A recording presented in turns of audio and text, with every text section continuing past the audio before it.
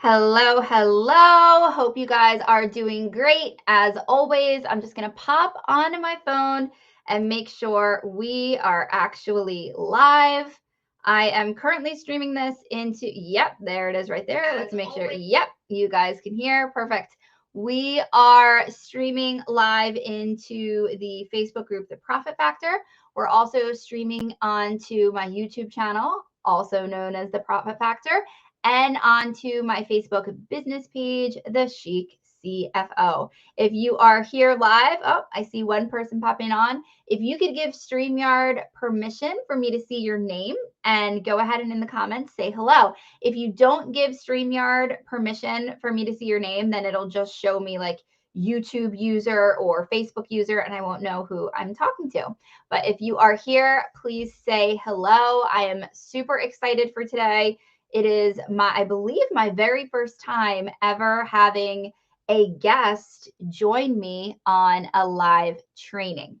So it's about 1:01. We have one person on, and I think let's go ahead and dive into it. So if you are listening to this on the replay, please go ahead and in the comments, just let us know, do a hashtag replay and let us know that you're catching it on the replay. But hopefully, we've got some more people coming on now.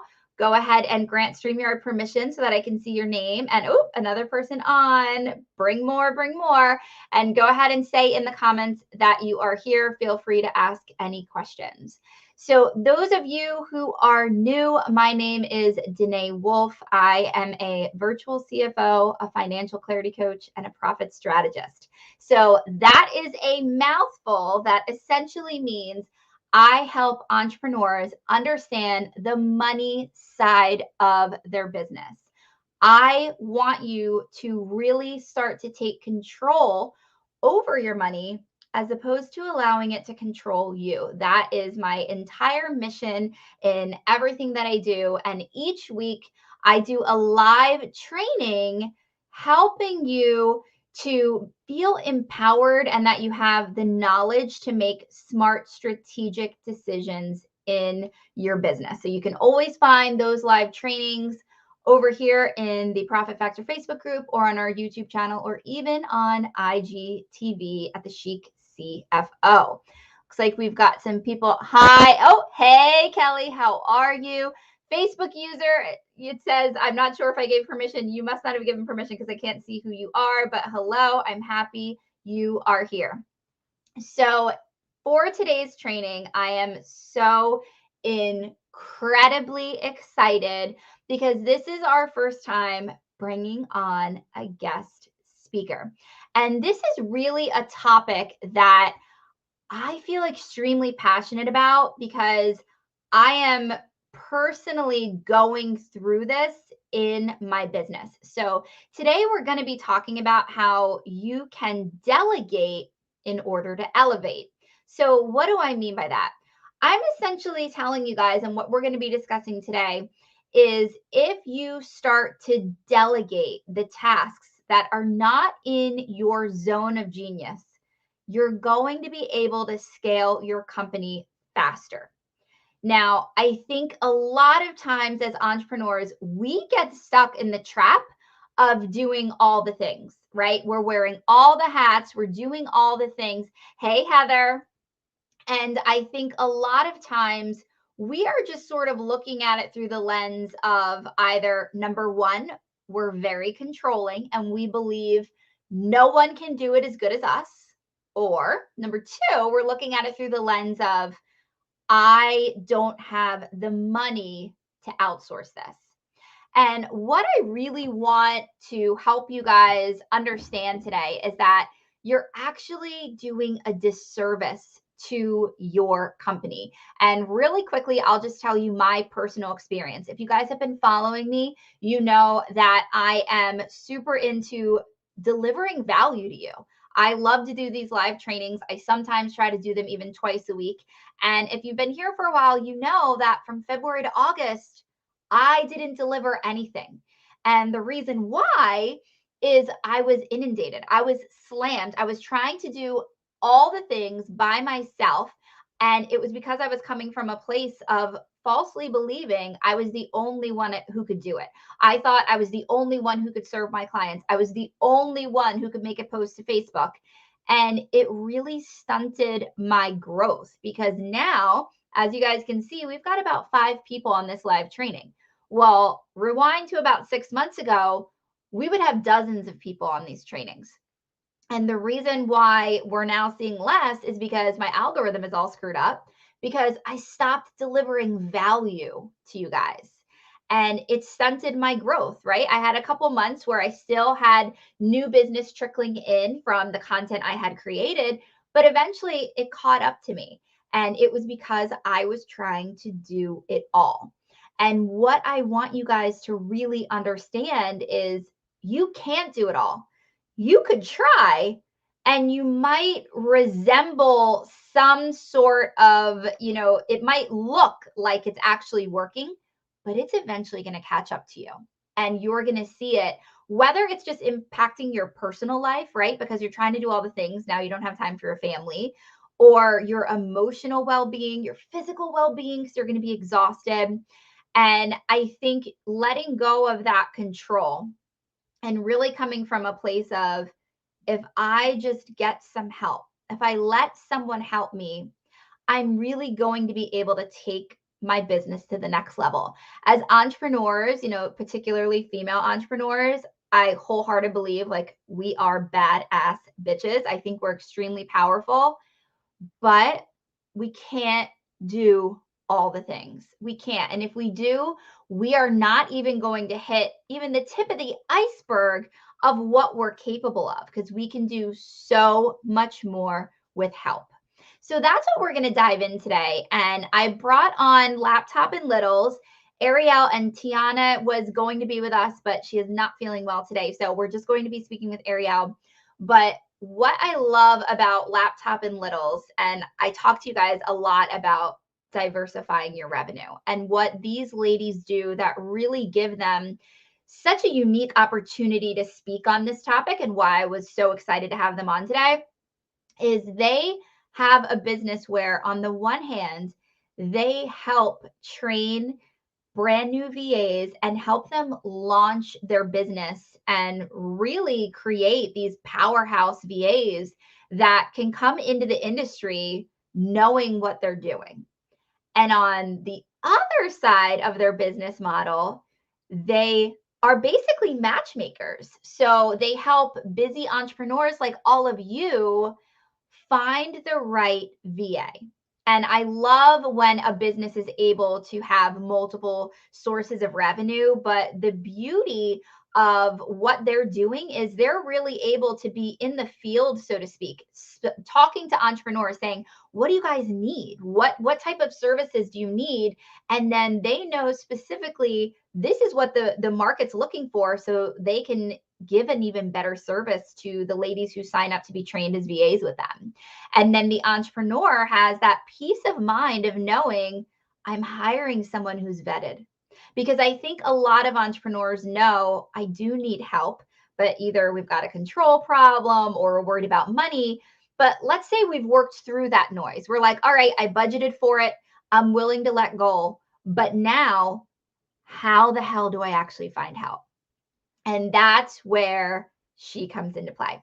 So today we're going to be talking to her all about what are the right steps you guys can take to help outsource those tasks in your business that are not in your zone of genius.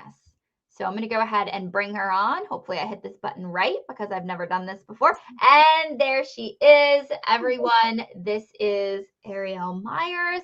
And Ariel, if you could start with, I know I gave you a bit of an introduction, but if you could please tell the audience, what is Laptop and Littles? Yeah, so Tianna and myself started Laptop and Littles a little over a year ago, but our main focus is that we coach women, we train women on how to start their virtual assistant business. So we teach them how to be VAs. And Tianna and I both have very different stories, so we're able to kind of play on that to provide these women who are coming from all different sorts of work experiences and different things, education, to be able to make them great VAs no matter what. And so since we've been doing that for about a year, we've had over 200 ladies join our program. And so over 200 ladies be trained and now have the ability to have a virtual assistant business. So on the other side of that, we have an agency where when clients are looking for an assistant, we have the assistants to match them with. Beautiful. And that's that duality I was telling you guys about. And I know from all of my entrepreneurial groups that I'm in, one of the biggest things people are struggling with right now is finding good help. So Mhm. I want all of you to listen to what she has. 200 people, 200 like stamped with her seal of approval, ready to go. So definitely make sure that you guys access the link that we'll have in the comments so that you guys know how you can contact her. But what I want to do, Ariel, is really just ask you questions that will help. Like if an entrepreneur is, in that space of, okay, I know I need help. I've agreed to let go and get rid of my control thing. I've budgeted for it. Now what? All right. So guys, if you are in a place where you're like, I'm not even convinced that I can cut the cord, then DM me and let me coach you through that a little bit. But hopefully what I shared with you guys about how I literally had to stop my content creation, which is the lifeline of my business, for months because I was trying to do all the things myself, like please know you need help. So, for those of you who are ready to do it, let's get into these questions for Ariel. So, the first thing is what types of things can an entrepreneur expect to outsource to a virtual assistant? Because even when I'm talking to my clients and I'm like, listen, you need to slow down, you need to get some help, they go, well, what do I outsource? What am I supposed to get? Like, they can't do that. They don't know how. Only I know how to do that. How do they figure out what can they give to somebody else? Sure. So the best way to start is to just start small. So basically, what you were told when you started a business, the best time to start is now, just before you're ready. Mhm. But start small because whenever you are not used to delegating and you don't really know what to outsource, sometimes it's hard to delegate all the things at once and then feel okay about that. And so you'll quickly drag them back in and then never actually utilize your assistant. So, as for what an assistant can take on, it's going to be pretty much anything that you can imagine yourself not having to do. So, if you don't have, if you're calling a credit card company to like change something, your assistant can't do that, but they might be able to be on hold with that company, for the however long, Lord knows that could be, and then patch you in. So that at least saves you that time. So, really, anything that you don't personally have to be doing, your assistant can do. And then if it gets to be outside of their wheelhouse, they can help you find someone if it's building a website or something that is just too much out of a virtual assistant's wheelhouse. They can help you find someone to do that versus you having to do that yourself. So this link is going to link to a packet that has an uncovering task checklist. And it's going to ask you some questions to help you wrap your mind around some tasks that you could immediately hand over to an assistant.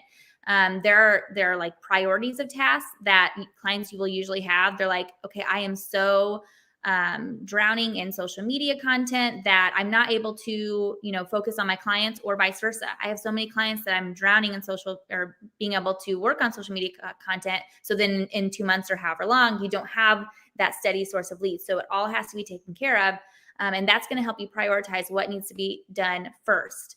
And then whenever you have all of those things worked up, just communicating that with your VA and coming up with a game plan of how are we going to tackle all of these things. Yeah. And guys, you said like so many great things. And that the first thing she said, guys, was start small. I think sometimes as entrepreneurs, I think it's just the way we're kind of wired. Like we're an all or nothing breed for sure. It's how we're able to do what we do. But this is really something where this does not have to be black and white. This doesn't mean that you get a VA and that's it, you go on vacation. She's saying start small. Pick one thing and say, I'm going to outsource this one thing and just see how it goes. Mm-hmm. And something what I thought was great that you said was bringing up something where it's like, well, I can't outsource this. She's saying take it a step further and saying, okay, but what part of it could you outsource? So no, the VA can't call your credit card company because they won't speak to her, but she could wait on hold for the 45 minutes. Mm-hmm. And that's such a valuable point. And what Ariel has is this checklist that you guys are going to be able to go through and figure out what are some of the things, that low hanging fruit in your business that you could outsource. And what we're going to do, guys, is have that right. If you're listening over on the podcast, this will be in the show notes. And if you're on YouTube or on social, this is going to be right in the comments. Yes. And so also another note on that, like if you're calling, credit card company, once you get on the phone with them, you can also make that assistant, a verified person on your account so that whenever they call next time, you don't have to be patched in. So some of these things are things that you just have to do one time and then your assistant kind of takes over. And what we do as busy entrepreneurs is we keep pushing it and saying, well, I don't even have to do that one step that will take extra time. I'll just keep doing it over and over again until, I burn out. And so it is just getting started with that one time. Yeah. Yeah. Another really, really good point. So, Ariel, what should someone expect from their VA? So we've convinced them to go ahead and hire them. They give them some tasks. What should they expect? So I'll tell you what I usually tell the ladies when they come into our program. What you're doing with this assistant is you are creating a partnership with them. So this isn't someone that you're hiring to come in and just like do some data entry. It's not someone you just like got off of Upwork to create a graphic. This is someone that is going to incorporate themselves into your business and be a vital part of it if you are both able to manage it correctly. So by creating a partnership, if you think of looking for a partner, usually what you're looking for is someone who is going to blend with your personality. You're going to vibe with them, whatever verbiage you want to use for that. But you're going to look for the things that make you guys work well together. And what we found, not just working as VAs, but working with so many clients over the years, I've been doing this for 8 years now, is that characteristic traits are more important than the skills and experience that a VA has. You can teach skills, and we all know that experience is not always necessary for these things. I don't know how many people are business owners before they were business owners. Yeah. If your VA is new, that doesn't mean they don't have the ability to be an excellent VA. No matter what, if you have a VA that is super seasoned, there's going to be a training period. Usually it takes around 1 to 3 months to actually fall into sync with your VA, and that's very normal. But looking for those traits, and we actually, if I would have had the link before, we have a podcast episode on our podcast that goes over the 10 traits of a successful VA. But there are things that you can probably imagine finding, being organized, being reliable, being proactive. What I'm going to do is I'm going to make myself a note. And guys, the podcast episode she's referencing, we're going to get that linked for you guys below. Awesome. Yeah, perfect. And we obviously the podcast episode is talking more to women that want to become a VA, but it would be really helpful for you to listen to kind of look for those things when you're talking with VAs. A good VA will use that when they're talking with a potential client, saying like, I am really proactive in that if I'm going through your email and I have one task that you have assigned me, I'll be looking for other ways to help you. Those are the types of things that you'll look for in a good VA. A fine VA will go and just do the things that you give them. But a great VA is going to take those things and then find ways to help even more. And that's why when you start small, it doesn't really matter, because a good VA will come in and start small with you, but then say, okay, we've done this, let's take it to the next level. Yeah. So yeah, that's how you create that partnership. And once you get in that partnership, it's such a smooth partnership that you really don't have to worry about things. You're not following up with your VA. It's just kind of a relationship that you can really rely on. Yeah. And I think what you said was so powerful. And I hope most people have had the chance to experience it. But when you said, hire based on personality over skills, because at the end of the day, we've got to train people no matter what, because there's a way to do things, but then there's also the way your company specifically does it. In my business, there's ways to create a profit and loss, but then there's the way I do it and the way I want it done. So I have to train them no matter what. But who do you want to train? Who do you want to be on a Monday morning Zoom call with? Think about that personality factor, because I've had people who have come in and lacked a skill set, but I loved them. I just was like, you know what? I would go for drinks with you every night. This is going to work. We will make it work. Mm-hmm. And every time I've done that, I've never regretted it. But the ones who have come with the stellar resume and the amazing skill set, but I had personality concerns, have never worked out, ever. So A I really think good that's really example good advice. a really good example would be myself and Tianna. Our personalities are very, very different, but our experience and our education. I have a college degree. I've had assistant experience. She doesn't have a college degree. She was a dental assistant before she got started, and we've both had really great success in our assistant career. So that's really a testament to, do you have the qualities it takes, and do you look for the clients that your personalities mesh well? Yes, yes, awesome. So, you can't come on here and talk to me without getting into money. Like, Yeah. I have to go there. So, I teach my audience all the time the, importance of knowing where's your money going and budgeting. So, we've got to get into, what should they expect to pay a VA? Because if they're following me, they know I don't want them just blindly writing a check. Like, what should they expect? What is industry standard? Yeah. So it really is going to depend on how much you are asking of your virtual assistant. But the average rate for a virtual assistant right now is $20 to $25 an hour. Yes, you can find a VA for $10, $5 an hour, but they are not going to be an assistant that comes into your company and helps you be able to offload all of these things. They're going to be a VA that comes in, and when you assign tasks, they'll do it. Maybe it'll be good, maybe it won't, but that's it. They're not going to proactively be able to find holes in your company, processes that need worked on, things like that. A virtual assistant, there are so many definitions if you ask different people, but I'm talking about a $20 to $25 an hour rate and someone who's going to come in and make your life easier. This is essentially an executive assistant. So, but they're working remotely, virtually. So we call them VAs, but they are really going to come in and just support you as the owner of your business.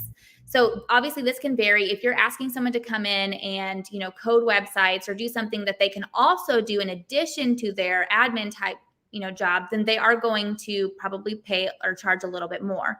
Or if you have an assistant that really does not need to be told anything, they have a lot of experience and it's proven, they might charge closer to $30 an hour. But Mhm. probably the max that you'll see when you're first getting started with an assistant is going to be 30 an hour.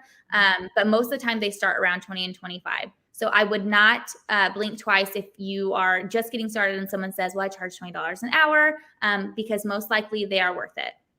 And I can tell you guys, as someone who has seen, the numbers of many small businesses in this space, this is typically what I am seeing as well. This is, very much within range of what I'm seeing most businesses pay. And I do think there's some one-off examples of people who are paying less, but those are really not someone who is coming in a partnership role, like she said. I mean, if you guys just want someone to kind of clock in, clock out, and be a butt in a seat, that's different than somebody who's really kind of got skin in the game and is trying to make your life easier. I think, a really great assistant is able to come in and help you once they get to know you and, understand your business more. They're able to say, hey, I can do that. You don't have to do that. And what you guys will just find, like, it was a huge transition for me this year. My entire goal this summer was to build a team. And I'm really proud to say that about a week ago, maybe 2 weeks ago, I actually sent a video to all of my clients, letting them know, I finally have a team that I'm proud of and I'm ready to introduce to my clients. And for a long time, I had this fear that, like, I don't know, clients would drop me if they knew it wasn't always me doing everything for them. And I finally pulled back the curtain like 2 weeks ago and was like, hey guys, here's the team. They might answer your calls. They might be the ones who respond to your emails. And I would say 98% of my clients were amazing with it. And I just feel so ready for the next step in my business and so ready to scale because I'm no longer feeling that stress of doing it all myself. And I know, even just from the buzz that I was getting on this live, like, people, like, I think somebody wrote like 2 days ago, like, oh my gosh, when is this? Like, somebody was like, I need the replay, because you guys know you're feeling the pressure, you're feeling swamped, and you need to hire. You need to hire. So hopefully the information Ariel is giving you is really going to help. So if they are ready to make this move, where would they go to find a good quality virtual assistant? So I'm sure that you guys have heard of several different places to find a virtual assistant. If you want to work with myself and Tianna, we do match you with the ladies in our program. And not only do you get that assistant as like a dedicated assistant, you get myself and Tianna backing them. So you're essentially getting like a team of assistants. You're getting that seasoned experience along with someone who's excited and ready to mold themselves into your company. So when you're working with an agency, pricing is going to be set up different. Everything's going to be a little bit different, but the quality is usually higher because there's a lot of training involved. There's a lot of support involved, things like that. So obviously I'm going to advocate for our agency. I would love to chat with you about what would work best for you. If you're not interested in an agency, then Facebook groups are a great place to find assistants. There are a lot of VAs that hang out there. Just be very, aware of the type of qualities that they are bringing to the table. You might put something out there and an assistant will come at you with all these different things. You might get 100 comments. So just sifting through that can be a little overwhelming at times. I would stay off of places, like Upwork or LinkedIn, just because there are a lot of different spam things that happen on there. So assistants have kind of steered away from there, and you will find them more in like Facebook groups or even Instagram, searching virtual assistants on Instagram. But other than that, I would say, working with an agency is going to be the safest, especially if it's your first time working with an assistant. Yeah. And I think, with the term agency, what I want a lot of you guys to think about, the first thing that comes to mind with me is like nanny agencies. Like when we go Yeah. to hire a net, like that's super common. Like you go to an agency, and why do we go to an agency? Because it's giving us that peace of mind, right? As a parent, that somebody else has vetted them, somebody's got that seal of approval, and our businesses are our babies. So I can tell you, ladies, I have personally worked with and hired their VAs before. So I definitely encourage you to check them out. We do have a comment here. Okay, hi, Karen, Ariel, we have a question. They said, is there a minimum hours requirement if somebody were to book one of your ladies, one of your assistants? Yeah. So we have a series of packages that are kind of just like a base point for people who have not worked with an assistant before, but we're really flexible with our packages. So we've had clients that come in and only work with assistants for 5 hours a month. Usually what I say is if you have never worked with an assistant before, you need help, you don't really know where to get started, 10 hours a month will probably do it because you'll have enough to motivate you to delegate. And then also, where if you go over, we can like fix that pretty quickly. But 5 hours a month, sometimes, unless you just know specifically that's how much you need, I feel like it won't motivate you to delegate. And so you'll just kind of sit there and be like, oh, it's fine. I did that step. I hired my assistant and that's enough, but you're not actually getting the benefit of your assistant. So I would say 10 hours a month is probably a good place to start for everyone. And to speak to the finance piece of this, because I have to just be able to go there, what I want you guys to understand is we are talking about you guys bringing on contractors, right? These are independent contractors. You are not going to be responsible for their payroll taxes. You're not going to be responsible for their vacation, their 401ks. There's none of that. And you are able to be in a situation that gives you the utmost flexibility. And the reason why that's important to us as entrepreneurs, right? You guys know we can have a feast or famine situation if you have not been able to really set up the, golden ticket of recurring revenue.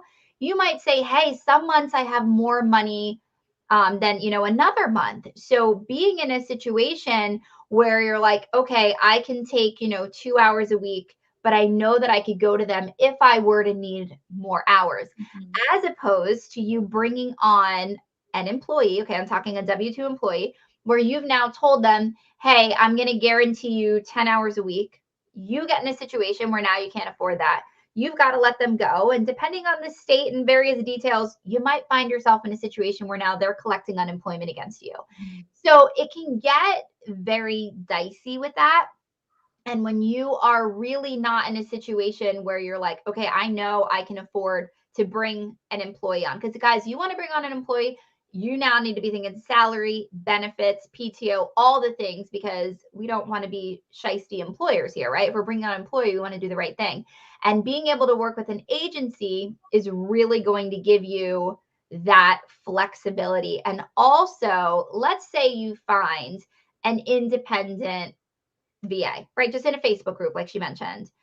Let's say you need a task that she doesn't know how to do.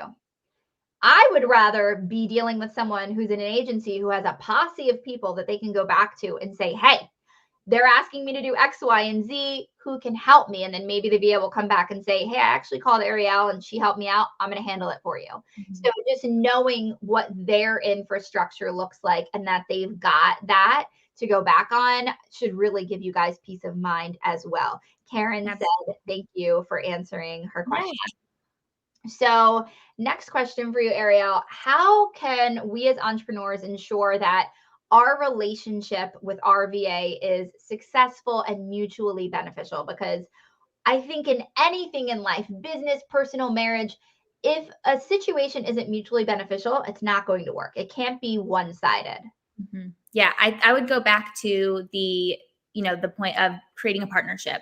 So making sure that you are doing everything on your end to provide them what they need. So if you think of any relationship, don't be the person that just starves the other person of what they need to make that relationship work. A good VA will take everything they can get. That doesn't mean you need to be calling them every day, giving them instructions. I'm not saying that at all. I'm saying that if you aren't communicating at all, meaning that you are just waiting until you have more time to delegate, it's never going to happen. So at the very beginning, making it a goal for yourself. And we train our VAs to, when they onboard a client, to set up a reoccurring check-in. Ideally, this is going to be weekly, even if it's just 15 minutes, to have this time allotted. Maybe it gets canceled because you don't need it, but to have it allotted for you to get on a call. And even if it's just downloading what you have going on, like, hey, this is what my week looks like. I don't really have a list of tasks to delegate yet, but this is what my week looks like. Help me think of the things that you can take off of my list. And that's exactly what those check-ins are for. But having those in place, and so whenever your assistant asks for it, don't be annoyed by that and thinking, oh, I didn't want to add one more thing to my calendar, because this will be 15 minutes of you being able to offload everything. So being open to having that communication. Whenever you do send over tasks to your assistant, if you have the time, just give them all the details you can so that they don't have to come back, and answer or ask questions, things like that. If they're asking for your preferences, like your travel preferences, food preferences, scheduling preferences, be open and honest with them. So, if you've had an assistant in the past and you say, I really didn't like the way that an assistant I had in the past did these things, tell them, because they're not going to know unless you are open about that. So just making sure that there is as much communication as you can provide, making sure, and actually this packet has a whole list of tips of working with the VA, but some of the things on there are surrounded by communication. So sharing your preferences, making sure there's one specific place to hand off tasks. So whether that's going to be email or a project management tool like Asana, but then also having a separate place to communicate. So your communication might not happen in Asana. It might be email, or if you have Slack, that would be my number one suggestion, is to have a chat tool set up. It's free, but have Slack or something like that so you can communicate with your client or with your assistant as much as you need to. And then also respecting their boundaries. So some assistants, they will work into the evening. They will work on weekends. It's not usually an invitation to say, hey, call me Saturday at 11 a.m. and give me a task. It just means you might see some emails coming in and out from me on Saturday. So respecting those boundaries of when they like to work, if they set boundaries for when they want you to reach out to them, respecting that just as much as you want them to respect the preferences that you're giving them. So yeah, just creating a lot of respect around the partnership that you're creating and seeing them again as a partner and not someone that you're bringing in to just check off boxes. Yeah.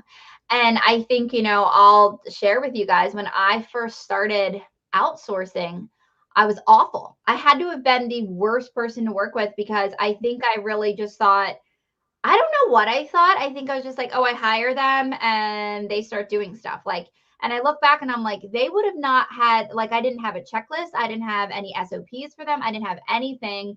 And when I realized that the problem was me, everything started to fix itself, because I was really able to take accountability. And I think everybody out there, if you need help, you need to be helpable. I don't even know if that's a word, but you need to know that this is what I need from them. This is how they do it. Be willing to, you can't ask somebody to update your email funnel and then say, well, I don't want to give you the username. Like, it doesn't work like that.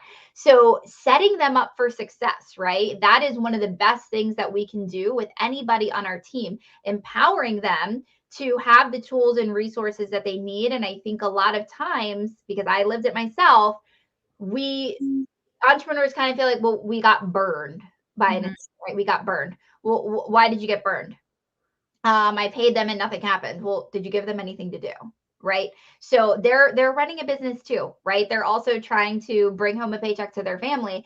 They're not mind readers. So you need to take on the responsibility. If you want help, you have to actually let people help you. And it was not easy. And I had a lot of sleepless nights here setting up checklists and workflows. But that was the only way someone was going to be able to help me. And I just encourage all of you. And what I ended up doing was figuring out what are the things that are only live here in my brain that I have to outline, and what are the things that I can say, hey, we use Kajabi for email funnels. So when this step says somebody else can go on to Kajabi and pull that information because it's right there. And now it's linked in Asana for our convenience. But that was something my assistant was able to do for me. And the stuff that was specifically internal to my business and the way I wanted it, I had to do it. You can't go in your brain and figure out how you want things done, and just make sure that you prioritize it. And, the point we really want to get through today is that it has to be a priority, because you are going to, I think we've all heard burnout.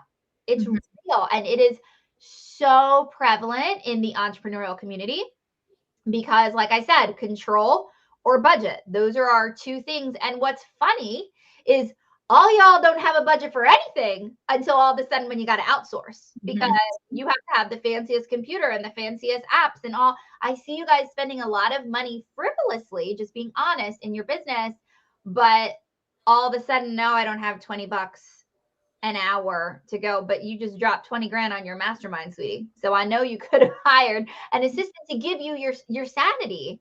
So that's my soapbox on that. So we'll move on to the next one. All right, Ariel. So if people are like, okay, you guys convinced me, match me up. All right, play matchmaker. How would they contact you? Yeah, so there are a couple ways that you can contact us. Probably the best way is to go to our website and go through the form. So you would just be, submitting your information and setting up a call. I think we have the Calendly link is what we have. So the process is pretty simple. We would just set up a call. So yeah, our email. So just email us. Kind of, you can, give us detail on what you're looking for, or you can just say, like, hey, I'm from, Danae's group. I need an assistant. Help me. And I'll send you a Calendly link. We jump on a call. It's pretty short, just getting an idea of what you do, kind of what you're struggling with the most. And if you have any preferences, like I'm in Pacific time, I know I need an assistant that's in Pacific time, that kind of thing. Yeah. And then I get a feel for your personality on the call too. And then I go and do my matchmaking. So we'll like go into our database and see who's available, see who might have even experience in your industry, if not interest, and then match you that way. And then we have little profiles for all of our ladies. So whenever we do find a match, we send over a profile. It has like a cover video letter, a short bio, some fun facts. You do a video. That is such a good idea. Yeah. So it'll give you kind of a glimpse of, their personality just in that 30 to 60-second video. And then if you're like, I don't see any red flags from this, then we set up a quick intro call just to confirm the match on both ends. So the assistant confirms and the client, and then from there you move forward. So it's a pretty simple process, but we basically just make sure that conversations are had over the phone, as personal as we can get virtually, to be able to sense kind of what you're looking for. Perfect. And for those of you listening on the podcast, if you're not watching it, it is laptopandlittles@gmail.com is their email address. And is the website just laptopandlittles.com? Yep. Perfect. So thank you so much for coming on today. Guys, I hope that you are really taking this to heart and really just starting to think, like, let's be honest with ourselves. I know if you are listening to this that you need help. All right. So hopefully what you learned today is going to help you actually pull the trigger on it. Because if you're here and you're listening or you're watching, you already know you need it. So hopefully you guys were able to get some information today that will help you actually outsource this, because I'm telling you, if you can look at your business and make sure that you are just working in your zone of genius. Like right now, I'm doing a live training with you guys. I can't outsource this. Like it has to be me, but everything else that has to be done today in my business has been outsourced so that I'm able to do this and stay in what's my zone of genius, which is making sure that my business continues to grow and scale, which can't happen if I don't market. So you have to figure out what that is in your company and the role that you play in it and outsource everything else. So thank you so much. This was so good. Yeah. Hopefully you guys will reach out to Ariel, and I will talk to you guys next week for another training.